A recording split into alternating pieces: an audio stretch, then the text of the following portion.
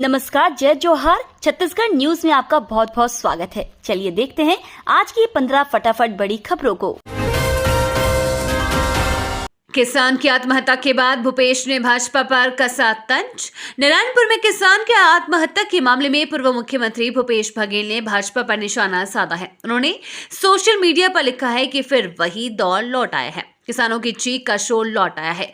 जानकारी के मुताबिक नारायणपुर के कुकड़ा झोर गांव में एक किसान द्वारा कर्ज में डूबे होने की वजह से आत्महत्या करने की बात सामने आई है। हालांकि जिला प्रशासन इस बात से इनकार कर रहा है। छत्तीसगढ़ में बघेल के मंत्री के समर्थकों से मुक्त कराई गई 111 हेक्टेयर सरकारी भूमि।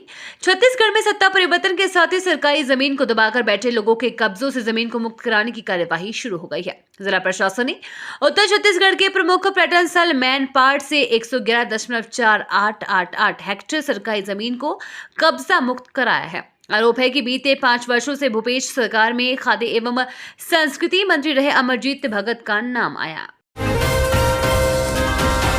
छत्तीसगढ़ के डिप्टी सीएम की भतीजी को जान का खतरा। छत्तीसगढ़ में एक प्रेमी युगल का वीडियो सोशल मीडिया में तेजी से वायरल हो रहा है। इसमें नवविवाहित लड़की ने अपने परिवार वालों पर जान से मारने की धमकी देने का आरोप लगाया है। वीडियो चर्चा का विषय इसलिए बन गया है क्योंकि लड़की राज्य के डिप्टी सीएम विजय शर्मा की भतीजी है। अंजलि शर्मा ने अपने चर्चा पर यह आरोप लगाया है कि वो इस शादी से सबसे ज्यादा खिलाफ है।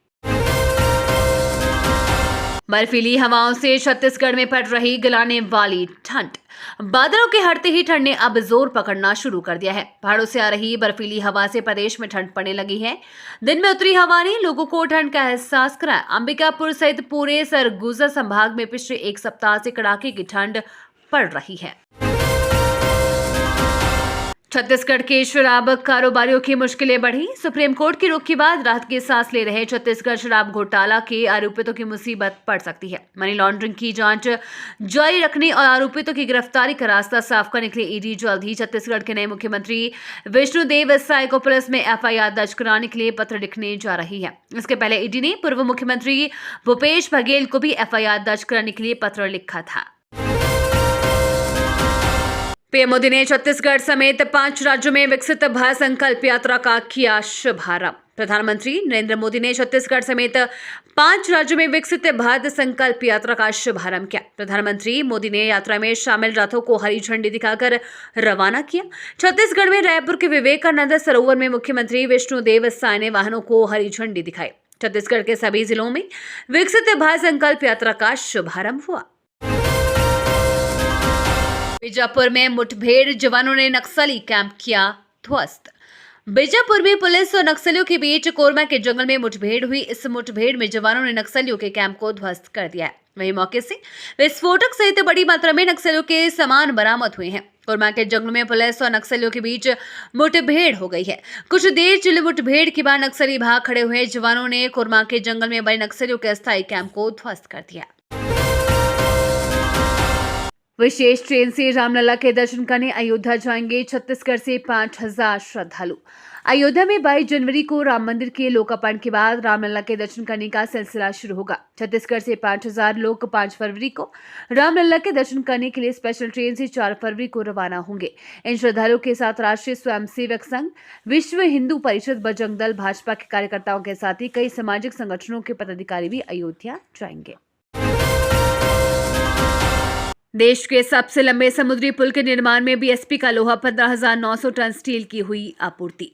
सेल भिलाई इस्पात संयंत्र ने देश के सबसे लंबे निर्माणाधीन समुद्री पुल मुंबई ट्रांस हार्बर लिंक के लिए लगभग 15,900 टन स्टील की आपूर्ति की है। यह समुद्री पुल भारत में अभियांत्रिकी की अभिनव एवं अनूठी कृति है। 21.8 किलोमीटर लंबा 6 लेन ब्रिज का 16.5 किलोमीटर भाग समुद्र के ऊपर और 5 किलोमीटर भाग जमीन पर है। इस ब्रिज के माध्यम से मुंबई से नवी मुंबई की दूरी को 20 मिनट में पूरा किया जा सकेगा। हितग्राही अब घर पर ही अपना आयुष्मान कार्ड स्वयं निःशुल्क बना सकेंगे। आयुष्मान भारत प्रधानमंत्री जन आरोग्य योजना के अंतर्गत बीपीएल और एपीएल राशन कार्ड धारी अब स्वयं घर पर ही अपना आयुष्मान कार्ड निःशुल्क बना सकेंगे। इसके लिए उन्हें नजदीकी चॉइस सेंटर या संबंधित अस्पताल या दफ्तर का चक्कर नहीं लगाना पड़ेगा। इस हेतु स्वास्थ्य विभाग की ओर से मोबाइल ऐप लॉन्च किया गया है। इसके लिए आवश्यक दस्तावेज राशन कार्ड व आधार कार्ड होना जरूरी है।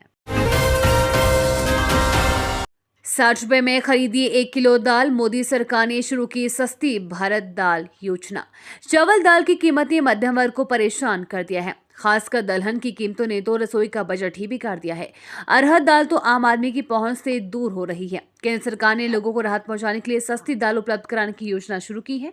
बाजार में चना दाल की कीमत 80 रुपए किलो है। भारत दाल योजना के तहत ये 60 रुपए किलो के भाव से दिया जा रहा है। ठंड बढ़ते ही अंडे की मांग बढ़ी, 70 रुपए दाम। रायपुर में ठंड बढ़ने के साथ ही अब अंडे के भाव भी बढ़ने लगे हैं। माह भर में ही थोक बाजार में अंडा 70 रुपए प्रति सैकड़ा और चिल्हर में 1 रुपए प्रति नग महंगा हो गया है। मांग में आई तेजी से ही कीमतों में बढ़ोतरी हुई है। मांग की तुलना में अभी उत्पादन कम है तथा थोड़ी शॉर्टेज भी बनी हुई है। इसके चलते ही कीमतों में तेजी आ रही है। सीएम सिक्योरिटी के जवानों का बदलेगा ड्रेस। सीएम विष्णुदेव साय की सुरक्षा में लगे जवानों को नई ड्रेस किट देने की तैयारी पुलिस मुख्यालय के अधिकारी कर रहे हैं। विभागीय अधिकारियों ने जवानों के लिए सफाई सूट, ब्लेजर और जूतों की खरीदी का प्रपोजल तैयार कर लिया है। खरीदी में 26 लाख रुपए खर्च होंगे। कुछ दिन पहले ही गाड़ियों का नंबर बदला गया था। छत्तीसगढ़ में गोधन और राजीव गांधी न्याय स्कीम बंद होगी। छत्तीसगढ़ में नई सरकार के आने के बाद भूपेश सरकार की कई योजनाओं को बंद करने की अटकलें हैं। कुछ योजनाओं के नाम पर और क्लेवर बदले जा सकते हैं। पिछली सरकार की कई योजनाओं को लेकर बीजेपी मुखर रही है। प्रदेश के नए मुख्यमंत्री विष्णुदेव साय ने कहा कि आगे बैठ के लेकर समीक्षा की जाएगी। जिन योजनाओं को बंद करना होगा बंद करेंगे, जो जरूरी होगी उन पर विचार किया जाएगा।